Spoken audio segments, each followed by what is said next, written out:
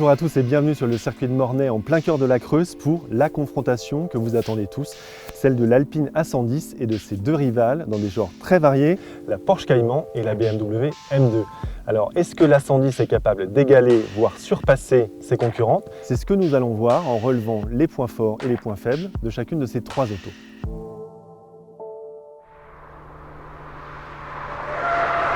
L'Alpine, c'est un 4 cylindres turbo 1,8 litre 252 chevaux, un 0 à 100 expédié en 4 secondes 5, une boîte double embrayage imposée et une prouesse, celle d'une masse qui dépasse à peine les 1100 kg. Le gros point fort de l'Alpine, c'est cette masse record, c'est de là que proviennent toutes ses qualités, à commencer par son comportement extraordinaire.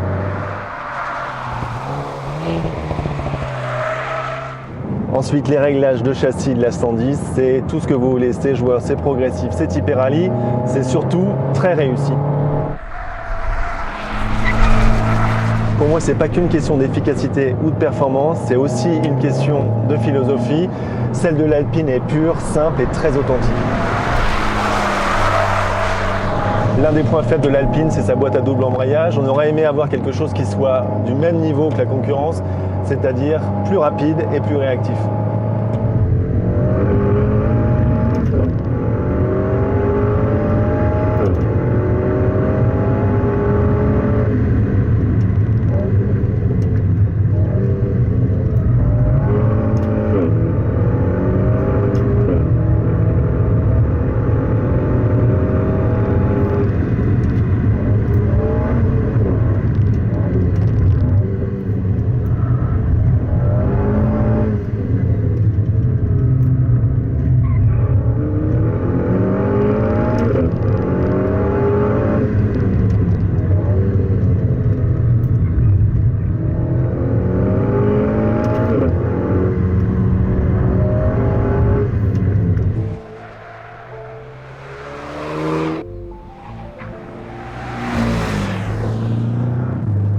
Ce Cayman, c'est un 4 cylindres à plat, on y reviendra, 2 litres 300 chevaux, un 0 à 100 avalé en 4 secondes 7 pour ce modèle d'essai qui dispose de la boîte à double embrayage en option et une masse qui tourne autour de 1365 kg.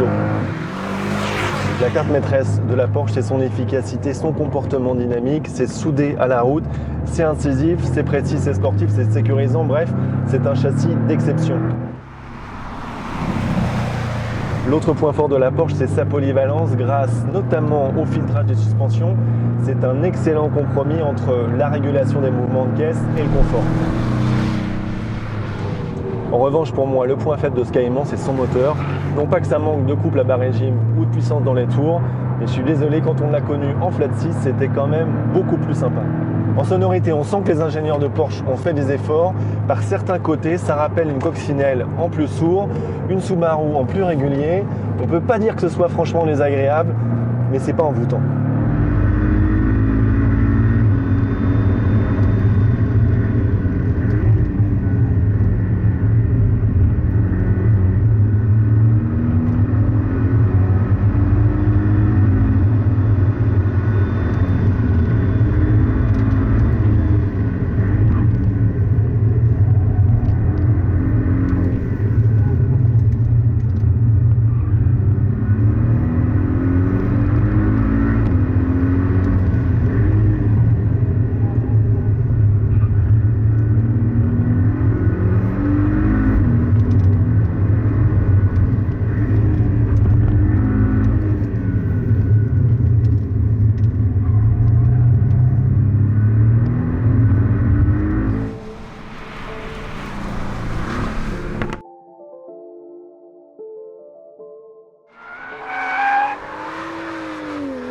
La BMW, pour mémoire, c'est un 6 cylindres 3 litres turbo, 370 chevaux, un 0 à 100 annoncé en 4 secondes 5, une boîte manuelle ou double embrayage comme sur cette version d'essai et une masse revendiquée à 1520 kg.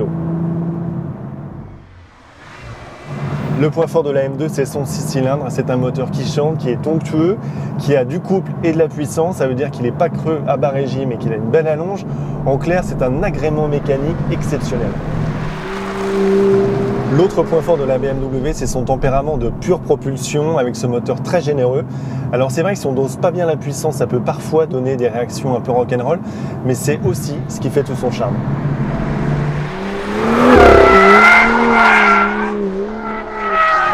L'un des points faibles de la BMW en revanche, c'est sa qualité d'amortissement sur route dégradée, aussi bien en compression qu'en détente. Ça aurait mérité un meilleur filtrage ou au moins quelque chose d'un peu plus progressif. L'autre élément, c'est le feeling de la direction qui manque un peu de naturel. Alors c'est pas une question de consistance, mais plutôt de remontée d'informations un peu trop filtrée. Le dernier point sur la BMW, c'est l'endurance de son freinage en cas de forte sollicitation répétée. On a un refroidissement qui est insuffisant et ça provoque une surchauffe.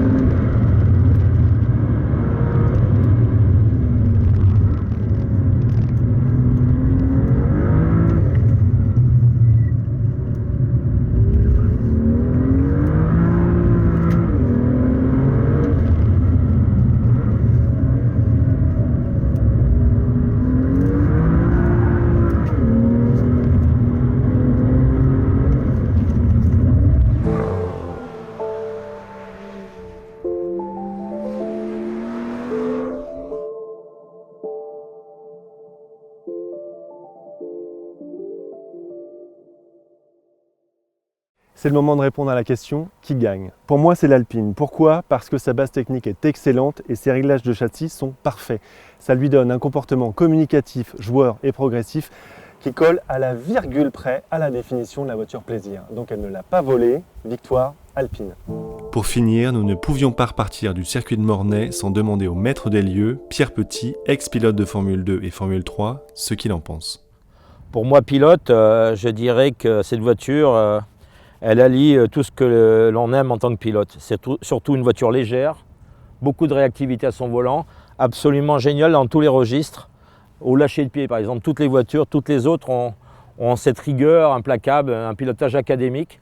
Là, du fait de sa légèreté et puis surtout son typage au niveau comportement, on a l'impression de brosser tout le panel du pilotage. Sensible au lever de pied, ce qui nous permet de la placer idéalement. On la trouve très incisive au braquage aussi. Alors toujours un petit bémol là aussi, au niveau de la boîte de vitesse, un peu lente. Voilà, ça manque encore un petit peu, c'est un petit peu perfectible à ce niveau-là. Le freinage, du fait de sa légèreté, je le trouve relativement endurant, il y a du mordant, donc, mais quelle belle prouesse technique.